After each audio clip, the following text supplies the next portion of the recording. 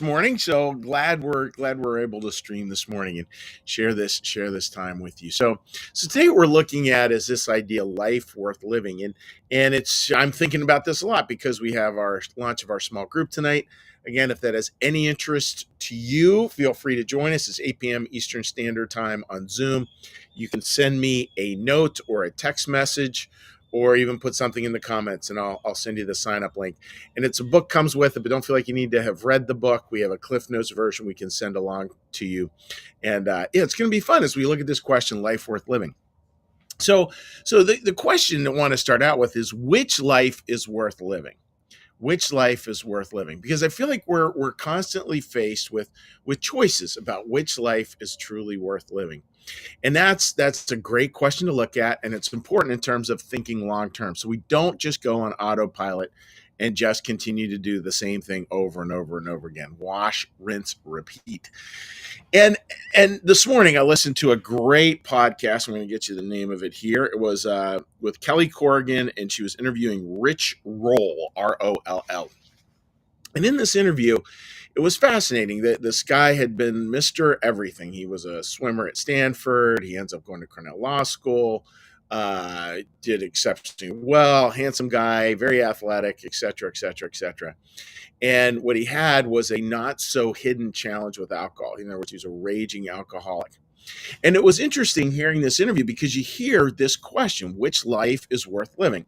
And he was living at this college level for a long time. He said literally he probably blacked out thousands of times.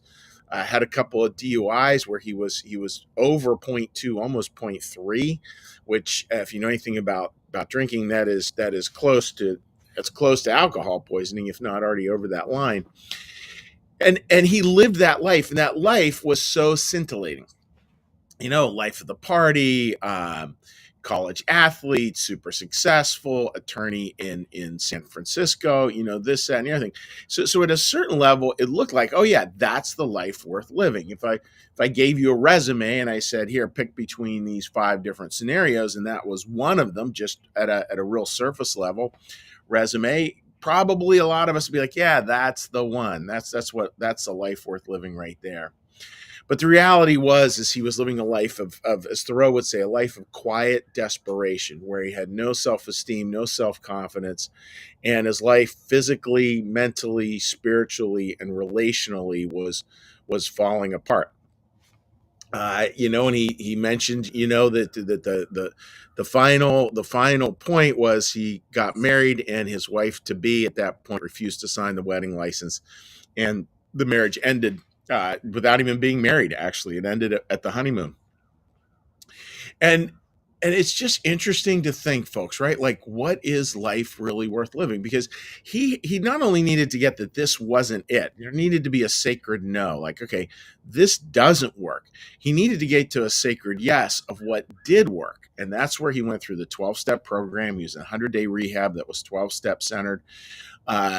And it was just fascinating hearing him talk about that, because he'd had no space for spirituality. I mean, where do you fit in God between drinking binges and wine, women, and song? Like, there's no space for God there. But the gift of desperation, G-O-D, gift of desperation, kind of forced him into this much more spiritual perspective. And it's not the God kind of, shoves us down to, yep, I'm going to make you an alcoholic so you discover spirituality. It's we make the decision, we make bad choices. And then the beautiful part is God is the ground of our being. So when we fall far enough, we actually fall into God. So it's not like God kind of sending us off for a big test, which we fail, and then he can say, I told you so, and bring us back.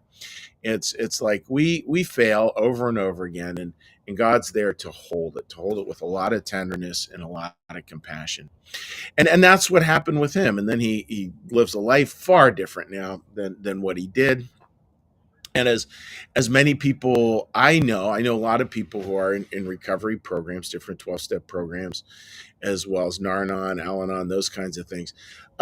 They have something. They really do. The spirituality those folks have is profound a great deal of the time, because they They simply can't mess around with it. They know what life is worth living, and they know in a deep way with a capital K that this life out here of addiction appears to be so appealing, but it's not a life worth living. It has all the bells and whistles, all the trappings that we would want. It has friends, it has humor, it has great times, it has social ease, it has all these things until it doesn't, and boy, that's something that, just talk to an addict in your life and they'll relay this story to you. It's in the stories all have a very similar, not identical plot to them, but very, very similar plots to them. And so, folks, like that's the question, right? Which life is worth living? And here's the beautiful part from a Christian New Church perspective. It's not like we have our natural life and our spiritual life, and the never the twain shall meet. From a Christian New Church perspective, and this is shared with many other faiths as well, our job is actually to pull those things together. Our job is to have a natural life that is reflective of our spiritual life. And a spiritual life that's reflected in our natural life. Like they're actually to be sewn together. Now, that doesn't leave space for addiction. That won't work. But it leaves space for a lot of beautiful things because it's not about uh, it's not about saying all things of the natural world are bad and that we're sort of an aesthetic faith who tries to withdraw from the world. No, we are about living deeply into the world, but living deeply into the world in a way where we really understand what life is worth living. And it's one of integrity. It's one where there actually are woven together, and that's where you see a lot of that with folks who are working the 12-step programs. You see a lot of that weaving, and that weaving takes place in going to meetings, fellowship, life of gratitude, life of prayer. That idea we are here to actually help and serve other people. I mean, just basic cornerstone spiritual things. That's what we're talking about here. So, folks, may we have a day of that. May we have a day where we just continue to ask the question, which life is worth living?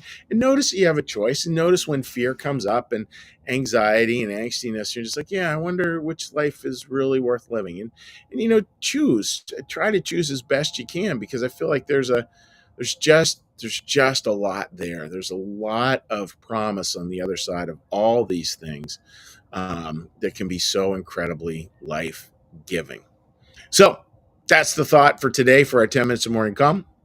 I am at home this morning, so I do not have my little prayer bell with me, and I'm not going to attempt to make a prayer bell sound. But what we will do is we will hop into our little meditation, prayer, and blessing, and then we'll leave folks with a little cheery hello on social media. So with that, dear friends, let's do this. Let's take a little breath.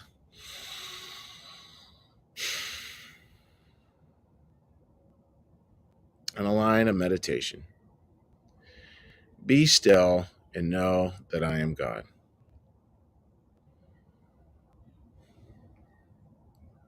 Be still and know that I am.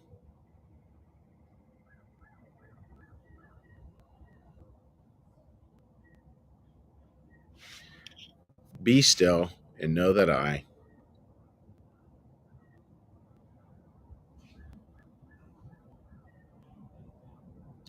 Be still and know that.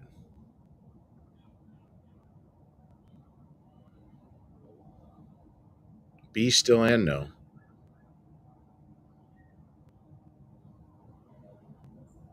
Be still and.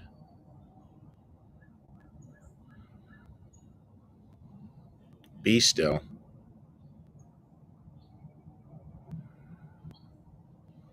Be.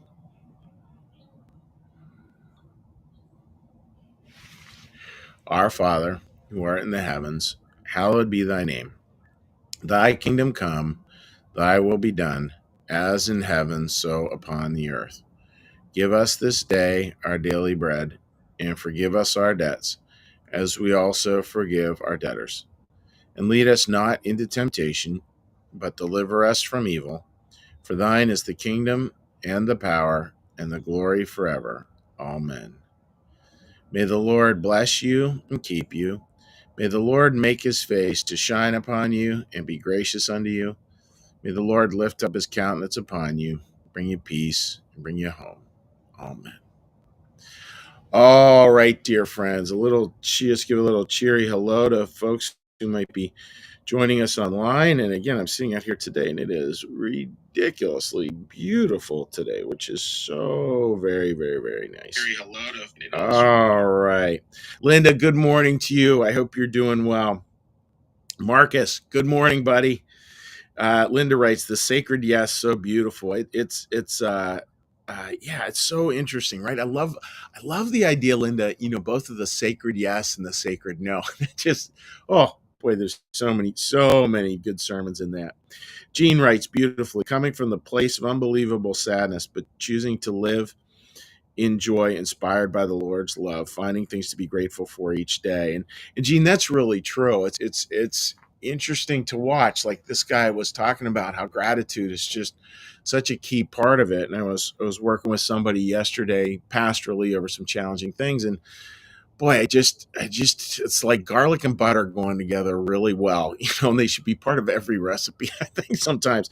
And gratitude is kind of the same thing. It's kind of that ingredient that you just know is going to work. It just does. Sherry, good morning to you, my friend. I hope you're doing well. Now let's flip over, see if we can flip over easily here. And lo and behold, we can. All right. Take a look at some comments over here.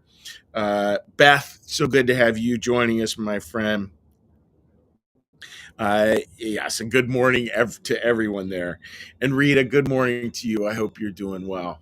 So, folks, wishing you just, a great day of discovering what life is actually worth living. And the good part is that, boy, there's some beautiful answers out there, some incredible answers out there. So, friends, that's all I got. Wishing you all the very best. Have a great day. A little final note on sponsorship of New Church Live and how much we appreciate all your financial support. Like our content, it's funded by viewers like you. Please consider becoming a sustaining supporter of New Church Live today. Take care, friends. God bless. We'll see you. Bye-bye.